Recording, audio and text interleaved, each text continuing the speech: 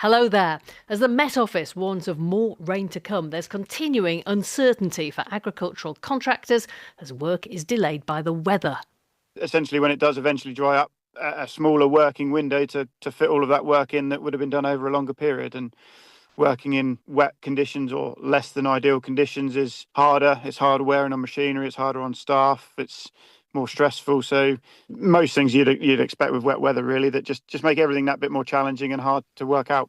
We've got more on that a little later on. First, though, the UK is facing an acute shortage of vets, particularly in farm animal and public sector roles. A survey last year suggested that more than 40% of large animal vets have considered leaving their jobs, and replacing them will be difficult. Many undergraduates who study veterinary science have limited exposure to farmers and agriculture and choose to specialise in other parts of the profession. Well, we're talking about farm vets all this week on the programme. Will Golding is a graduate of the University of Nottingham's vet school and knew from the off that farm vet practice was the career for him, as he's been telling our reporter Bob Hockenhull.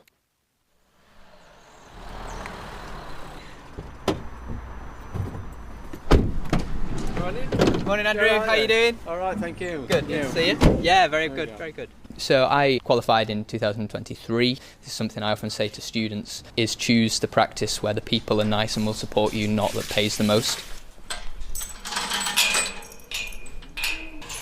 I think it's only around 3% of new graduates go into farm practice, and that's because there's incorrect stigma that you need to be from a farming background to work in farm practice. That's certainly not the case, where I work in an 8-vet team and only one of us comes from a family farm. I also think, people feel like they might be isolated or that the work's physical, which is true, and some people don't like the cold and the damp. If you go to the right practice, the fact that you're isolated, you should never feel isolated because your colleagues are always there to support you. So I think there's some misconceptions about farm practice which perhaps lead newly qualified veterinary surgeons to look in other species areas. What do you think can be done to attract more people to be a farm vet? So I think one of the big things that puts people off farm practice is the demands of providing an out-of-hours service. So I think one thing that can be done by practices to try and make farm practice more attractive to young vets is making the out-of-hours provision less daunting. So for me, that looked like being on call with another vet for a significant number of months after I qualified,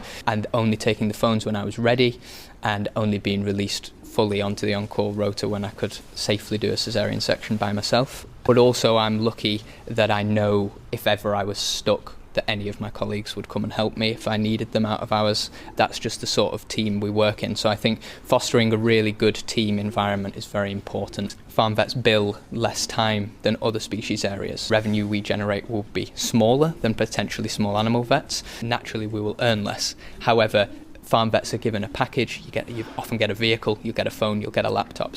And sometimes there's even a practice house to live in as well. So I think practices can advertise the farm vet package rather than just a salary, and that would make it much more attractive to potential new graduates.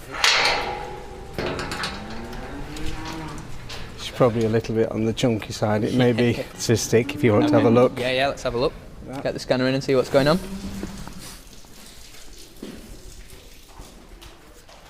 There is a concern that not enough young people are entering the veterinary profession as far as farm animals is concerned. Does that concern you? It does, because it's similar to the actual farming profession itself. The average age of your farmer now is about 65, I think. And if we don't get the new input, it's going to stagnate.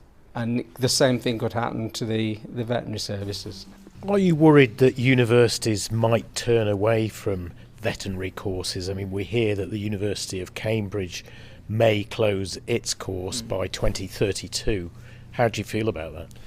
I think it's really sad. It's sad to see any course close, but I think on the flip side of that, we have lots of new veterinary courses coming in the UK as well. In recent years, we've had Surrey, we've had UCLan, we've had Harper Keele, we've got the SRUC in Scotland.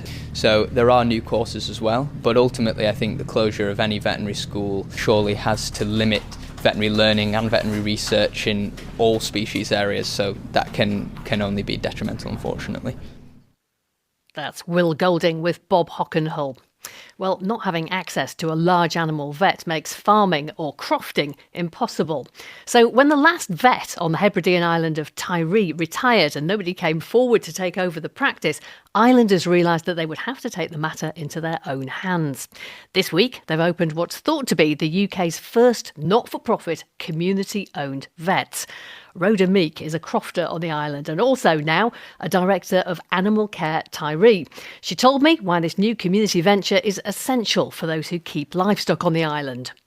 There are about 4,500 sheep at least and over 1,000 breeding cows, and we did an economic impact assessment about the loss of a resident vet, and we reckoned that there would be a loss to the island economy of about £390,000 a year. So that's including direct livestock losses, the death of animals, but also looking at the ongoing ripple effects of having to travel to the mainland in order to get your animal seen to by a vet, and then the loss of confidence. You've set up this new community vet service.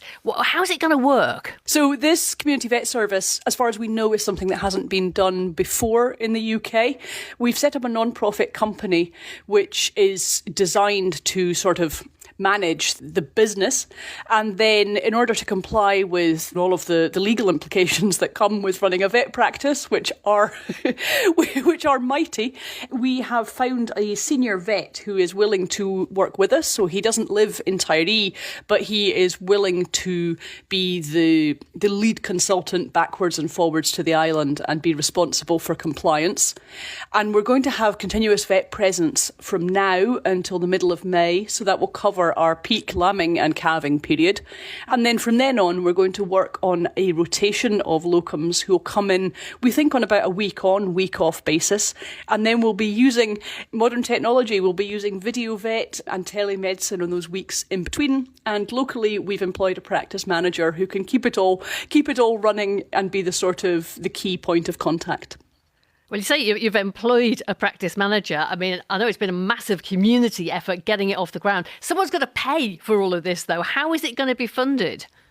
The funding is a real challenge. Running a vet practice isn't a cheap exercise, and running a vet practice on locum help is even more expensive. We have a community development trust here in Tiree, and we have Tiree Rural Development, another organisation, and between them they've put up the start-up funding so far for us to purchase the existing assets and get the practice up and running. On a day-to-day basis, we're hoping that there is enough work to cover the majority of the costs, and then we're also introducing a membership scheme for people who are resident in the island, so that they would pay essentially a subscription to the practice. They'll get some discounts, but it means that we've got kind of ongoing cash flow. And in the meantime, we're actively seeking external funding as well to keep this project, get it on a really stable footing. But we're confident that the community is behind it, and we've had a huge amount of support from people. So, yeah, we're going to give it our best shot. And do you think this could perhaps be a template for other islands or extremely remote places to ensure continuous veterinary provision? I think it has the potential to work elsewhere. Certainly as we've been developing the model and trying to work out the structure, we've been keeping other places in mind, because we're not the first, we're absolutely not going to be the last, especially when it comes to rural Scotland and when it comes to islands. It's becoming increasingly difficult to replace the sort of one-person vet practices that we've been traditionally used to. That model's just not working anymore. And we're not big enough business for corporate veterinary practices, which of course come with their own problems. So this community approach, I think it'll be really interesting to see how we get on, the lessons that we can learn, and if this is something that's replicable for other communities. Fantastic. What an interesting project. That's Rhoda Meek on Tiree. Now, the Environment Agency and the Met Office are warning of more rain and unsettled weather, continuing into March at least. And that is going to delay essential farm jobs even longer. Crops not planted and slurry not spread. For contractors who rely on this work, the forecast is another blow. Their national body, the National Association of Agricultural Contractors, has been meeting in Cornwall to discuss the situation. Its chair, Matt Redman, spoke to me from a farm near Bude.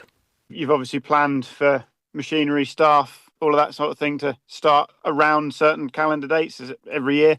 But if it's a wet week or wet 2 weeks, wet 3 weeks, that's obviously all delayed, pushed back. It makes management challenging. It makes staff, you've got to find something for them to do while it's raining. And then essentially when it does eventually dry up, a smaller working window to fit all of that work in that would have been done over a longer period. And working in wet conditions or less than ideal conditions is harder. It's harder wearing on machinery, it's harder on staff, it's more stressful. So yeah, most things you'd expect with wet weather, really, that just make everything that bit more challenging and hard to work out. We've been talking recently on the programme about the issue of livestock farmers not being able to spread their slurry or muck on their farms because of the wet weather. And there are very strict rules about when slurry can be spread and how much of it to prevent runoff and pollution. You can't just hang on to it indefinitely, can you? No, and that's a big problem. And slurry is one operation that contractors are heavily involved in across the industry, where farmers have got limited storage. The more rain they get, the quicker some of those stores fill up, but also the longer they've got to hold on to it. And they can't stop stuff going into storage if they've got animals on farm. So if it can't get out and safely spread slurry on farm, and that's an impact on contractors and on farmers, and a big problem, yeah. Yeah, and there's such a lot of water lying on land at the moment. Are you having particular problems with that this year? Are you hearing about people who are having real problems there? Yeah, it's challenging, and one element that we suffer with personally at the moment is we do a lot of hedge cutting. Environmental schemes say we don't want to cut hedges till January to keep the berries on there as long as possible, help the birds, but we need to be finished by the end of February so they're ready for nesting season. So then when you've got ground conditions as they are, we can't get on and can't do that. And then we sort of start to fall behind and have to leave things till next year, which changes management plans and everything like that. And then, yeah, other members, as you say, impacts on slurry, groundwork for spring, everybody wants to start getting on. Yeah, and if you do get a dry week, say a dry window, presumably every farmer nearby wants you then. That can be pretty stressful, I should imagine. Yeah, that can be a big challenge, yeah. And different ground conditions and farm locations can have an impact on how quickly you can get on after a wet spell. But yeah, exactly that.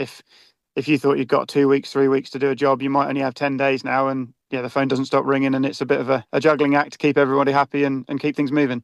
Yeah, and contractors will often have invested in really expensive kit. You don't want to have that standing by not being used, do you? No, you definitely don't. And that's more and more of a challenge with the changes and the swings in the weather that we're getting. And that one piece of machinery now may have been two pieces of machinery 5 years ago. So instead of going to two farms at once, it's now one farm, and then that makes an added challenge. Yeah, and when you're not out using that machinery, you're also not earning money. Yeah, and it's still costing you money. It's probably financed, it's got insurance, you've got the staff costs, you can do a bit of maintenance. But yeah, while that's standing still, that's not earning. The climate is changing. We seem to have much more wet weather. Is there anything you can do to mitigate? Contractors are renowned for being very good at adapting businesses. So they'll take on sort of other types of work that they can do when it's wet to keep staff busy and try and use some machinery. But we've been talking about slurry, specialist bits of machinery for slurry application and sort of things like that. They can't be used for anything else. And yeah, you are limited to what that can be used for. So in that case, no, that is all you can do with it. And you just got to make it fit round the weather that we get when we get it. That's Matt Redman. Now, we are in Devon tomorrow. Join Charlotte out on the road for a special programme marking 25 years on from the start of one of the most significant, costly and devastating events in recent UK farming, the 2001 foot and mouth outbreak. In the meantime, though, that's all from us for today. I'm Caz Graham. The producer is Sally Challoner, and Farming Today is a BBC Audio Bristol production.